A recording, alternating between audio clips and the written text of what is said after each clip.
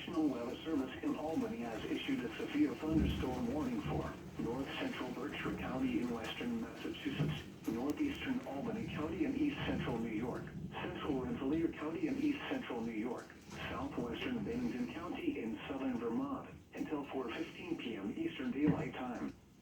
At 3:08 p.m. Eastern Daylight Time, a severe thunderstorm was located over Troy, moving at 20 miles per hour. Hazard, 60 miles per hour wind gusts and nickel-size hail. Source, radar indicated.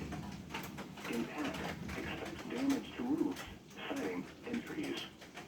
Locations impacted include Albany, Troy, Rose, Waterville, Rensselaer, Latham, Williamstown, Menands, Pownell, Green Island, Grafton, Waterford, Berlin, Loudonville, Center Brunswick, Skittle, North Greenbush, Brunswick, and Poston Hill. For your protection, move to an interior room on the lowest floor of a building. Torrential rainfall is occurring with this storm and may lead to flash flooding,